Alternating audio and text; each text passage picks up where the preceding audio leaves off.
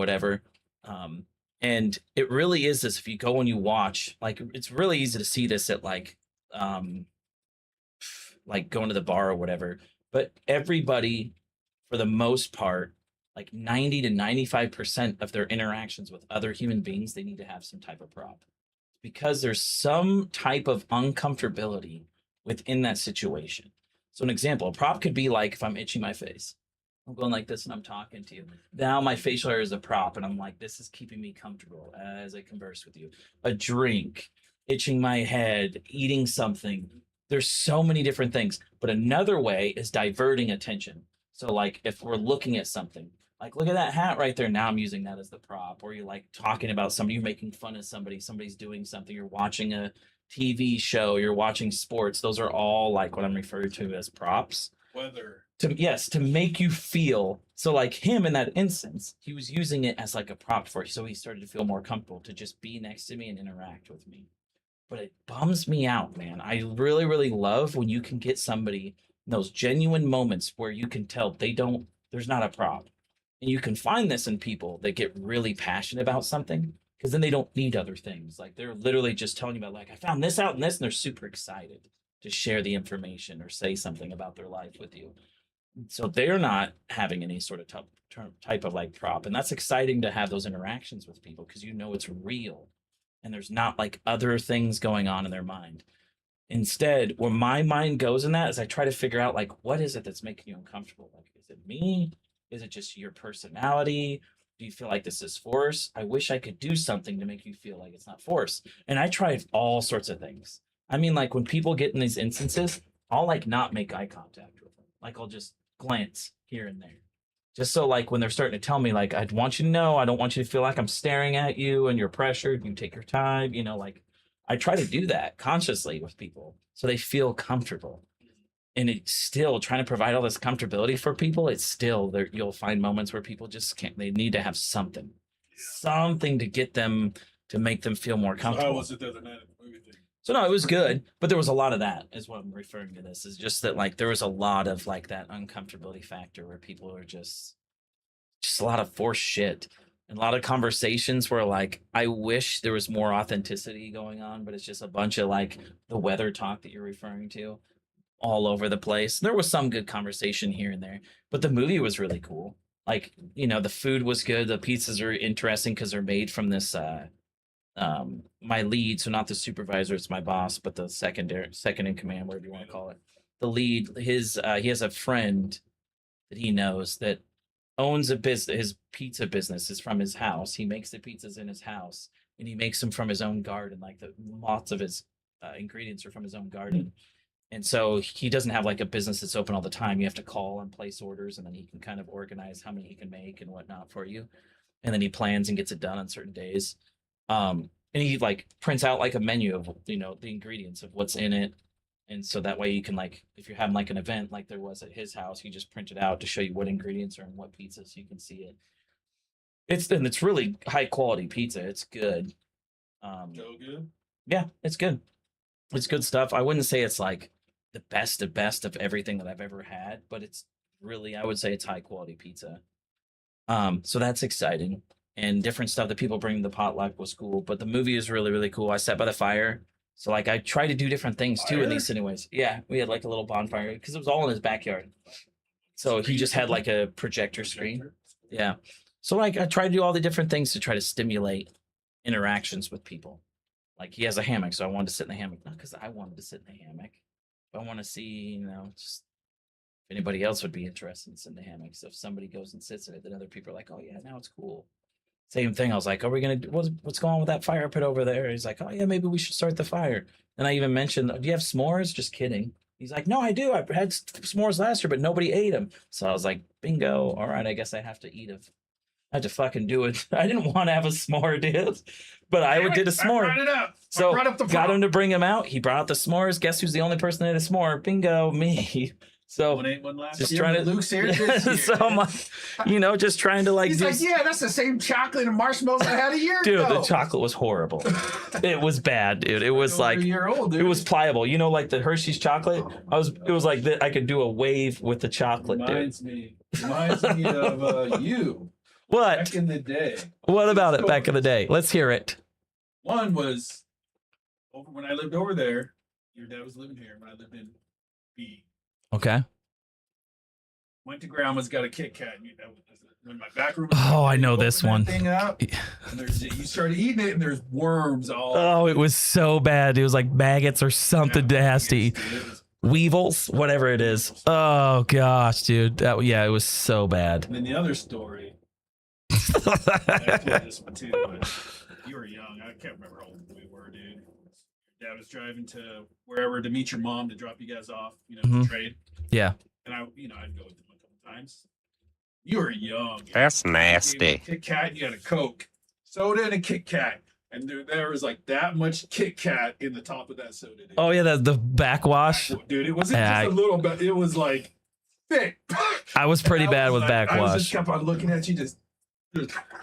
I I was mean, like, I wanted to throw it out the window. It was making me sick. dude, it was like, I mean, those things stick with you because you guys told these stories and you guys, made fun of it and everything. And it wasn't like a hurtful thing. It was more like an eye opening. I'm very conscious of the stuff. Like I'll even look at my own drink still to this day to see if I have any backwash of stuff. Even like Sorry to water. trauma- I will drink water. traumatize you. So no, this is good. So like this water, I'll drink some of it, right? And then if like I have like this much left, let's say, and it's time to go to bed, I'll still just keep this water and I'll go lay down in the bed and I'll drink it. And then if I don't drink it all in the morning, I'll look at it to see if there's anything in it that's floating. And if there is, then I pour it out and I get a fresh glass. I'm super conscious of like any floaties in my stuff from that exact story. It's funny. But it's all me, like I'm conscious of the backwash and other people's too. So if anybody's trying to share stuff, I look at that stuff too. And I see floaties from people all the time. Yeah. But yeah, I was a big proponent in that back in the day. I remember nobody wanted to share drinks with me. It was great though, I tell you. No, but you were young, dude. You were probably 3 years old. You were young. I think that went all the way probably until I was like 10 though. It probably did. I just remember that story. Yeah, there was more than one occasion where there was floaties. I heard it. There we go. Mike and Ty had a different story about one time, and yeah. It's great. Sticking with just cookies next here again. I don't know what you mean. Morgana last night did pretty good. Yeah? Like, hey, it's a lot better than I wasn't dying as much. I'd say that. So you learned some things? Or you just kind of Trying to chill. Try different things? I'm Yeah. trying to freaking force things so much. They're just kind of. You look like your breath stink. Thanks, bro. Maybe. It might. Yeah, there's different ways to play Morgana. The unfortunate thing with Morgana, she's actually, I feel like she's better in mid because of how much damage she can do. And because of her ultimate. Because her ultimate requires her to go in the play. Because she wants to tether and all that stuff. So like, if you're going to play her support, building support items, which basically support should be champions that you build support items on, because support items are cheaper and you get the least amount of gold as support, so that's why there's support items that are cheaper. And Morgana doesn't do that well with support items. Her like main items are going to be some of the like more expensive items, and those are better if you're a mid laner where you actually get more gold. And like one of her items that she needs to build to be useful is Zanya's. Like that should be either your first or your second item. And that's What does the that item. look like? It puts you into stasis. It looks like a hourglass. I think that's what it looks like. Let's see. Items. Zanya's H. Yeah, right here. It's So- like Vince, like, go back and click on that again. Where? No, just Oh, right there. because there's different hourglass. I don't think. So how this works, this is another thing, is if you're going to do Zanya's, there's two big defensive items for mages, and this is good for you to know. So Zanya's, and then you have, where the heck is the item? It's a magic resist item, so let's just look here. Oh my gosh, that's not it. Okay, let's see. Getting close to What I it. don't like because I don't know a lot of. I mean, I'll read them. Here it is. And I'm like, gosh, could I be picking something better than what they're recommending? Yeah. So, so like here you can look at this ability power. See all these So ones that are the mage 2200 won gold. Ability power. See all these 2200 gold. Yeah. These are all support items. Yeah, I get that one with the right there, that green one. And that's the reason why they are cheap like this. They provide good value, but at a cheap price. And so, yeah. So basically, for the most part, anybody that's not a support does not build these items. They just don't, because it's not going to give as much value as the more expensive items. There are some that are middle ground, malignants. But anyway, so then you coming up here to more expensive items. So this is, wait a minute. Moonstone's right here too. What the hell? Why is there 2 moons? This game's got so many different bugs. Like, look at that. Why is there Moonstone Renewer twice at different costs? They're they are different stats, but these are different. Like, they're for different game modes. But this is anyway. It's stupid. I don't ever go into the item thing like this anymore because it doesn't show the correct values. I wouldn't look at your items like this. I would go into the practice tool, into the game, and then look at the items, because this is so janky like this. But anyway, just for the sake of it, you can see that like these items are your 2 main defensive high value items as a mage. So one gives you armor, the other gives you magic resist. The other passive right here, or the active ability, this has got an active ability, which is the Zanya's thing that's well known for, which is stasis. And you push it and it puts you into stasis where nobody can do anything to you whatsoever, not even your own allies. You can't be attacked, nothing. So if you're under the turret and you're getting hit by a turret from an enemy turret, you can go into stasis and it will change targets now because it can't target you anymore. So if you're getting, that's why you'll get dove by somebody. Let's say somebody dives you under tower to kill you, and then they could just hit stasis and now boom, they're good. And so somebody else can then go under tower to take the aggro, or if there's minions, then the turrets will down fire at the minions. And then when you come out of stasis, you're not being targeted anymore because it changed targets. So there's different tactics for it. If someone's about to do a bunch of damage against you and they're trying to burst you on something, somebody like Zed, he jumps on you and presses his ult, you hit Zanya's and now he's fucked. He's not going to do all this damage against you. So somebody like Karthus that pushes his ult that goes on everybody on the map. If you're alive, it immediately targets you and it starts to proc, and you can see the proc above your head about to fire. Right before it hits the proc, you just push Zanya's and it will go off, but it won't hit you because you're under stasis. You've seen Zillion, or not Zillion, Bard's ult, right? Bard's another really good one. If you got, like, he would be so fun if you could get good at him, because he is a massive playmaking champion that is always useful, but he has make it or break it kind of ultimate, because his ultimate can affect towers. So he throws up in the air. It's like a circle about this big on the map, and it puts anything in that area into stasis, which is the same effect as Zanya's. So he can put a tower into stasis, which basically makes it where now the tower will not do anything. It won't be able to fire. It won't be able to do, you can't attack the tower, nothing. He can do that. He can do it to his enemies and his allies. So you can literally fuck your own allies by ulting them and putting them in a bad position because they're frozen to place. They can't do anything. So same sort of thing, but this gives you the stasis, and it's a cooldown that's like 120 seconds, something like that. And then you can use it again. So the reason I'm calling this out is whenever you're going to build Zanya's, you first build the Seeker's Arm Guard, because this is where your active is for the stasis. The thing is, the item is 120 seconds before you get the stasis again, before you can hit the button again to use it. This is a single use. So if you build this item first, you can use that time stop ability, and then it's broken. And so you can't use it again, but when you finally finish the item, now it's reusable, sort of thing.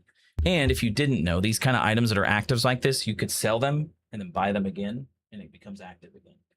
But the thing is you lose money in that whole process. So late game, when you're going late game where you can't even spend your money anymore, if you have actives like this, sell it, buy it again so you get it active again. And you have to know that if the enemy's smart, which lower elo, people are not that smart, they don't do that. You think, oh, I got their Zanya's. Okay, well, they probably have it back up again because they just went and sold it and reused it or bought it again. Anyway, so you buy this. So an example, before you finish the item, let's say that you bought this and you bought this. Now there's like, let's see, this is 1,600 gold and this is 1,200 gold. So that's 2,800 gold and the item is 3,250. So now there's another 450 gold you need to complete it. Don't complete it. you keep this item and this item in your inventory, and it almost gives you all the total amount. So if you look at the total amount, this is 50 armor and 105 ability power. This is 65 plus that. That's already 105 ability power. So it's the full amount of ability power, but it's 25 armor versus the 50. So you have half the amount of armor. However, you need to use this first. So go, like if you're Morgana, this is huge for Morgana, because what you do is you go run in the fight. Whether you flash in the middle of everybody and then press your R, and then you don't Zanya yet. You wait until they're trying to focus you or something. If nobody's focusing, you just keep walking at them and following around. But if they start to jump on you, especially melee champs, and they try to kill you really quick because you're ulting, just press Zanya's. You push or press the Seekers, whatever it is. You push that, boom, now it's broken. And then when you go back to base, you probably still have some gold, and you just buy the item again or complete the item, and then you're good.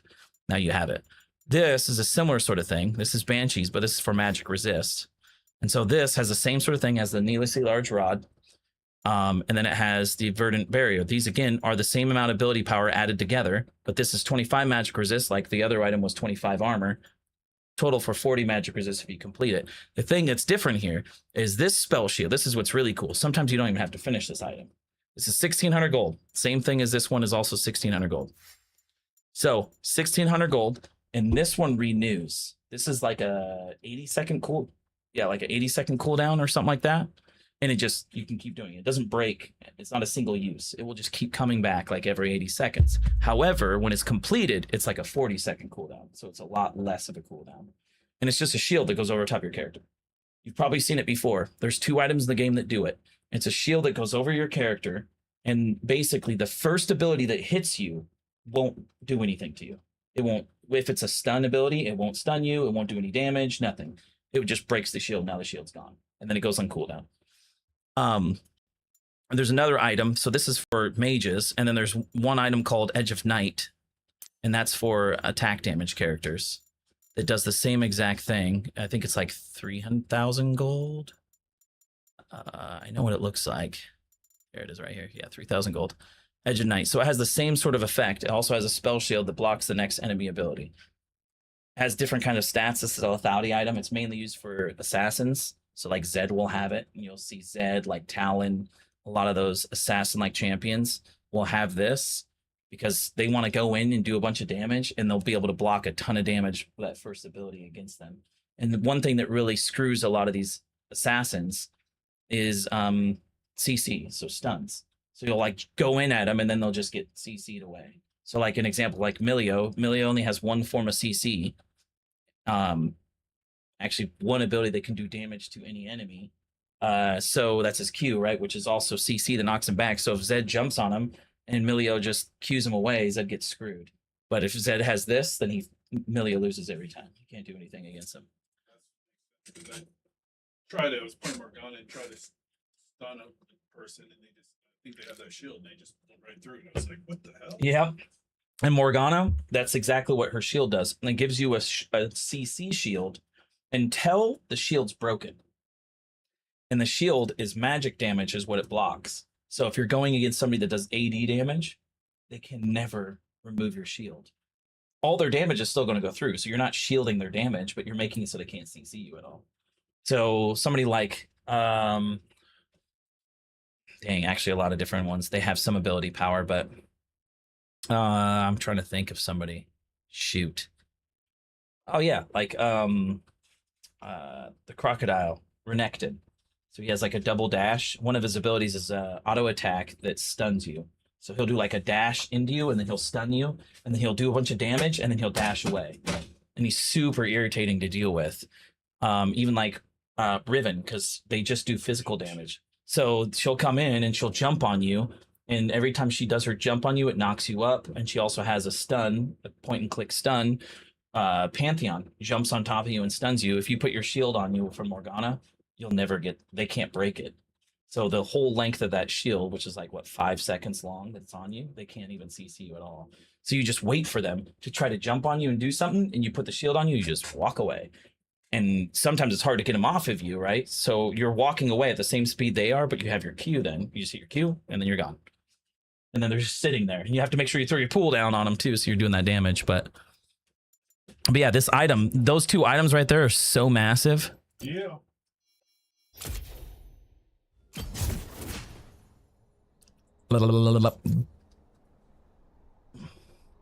Are you there? Let's see. Wow, the stream is still lagged out? How? I'm not even playing any games. Yeah, something's just jacked. I think it's...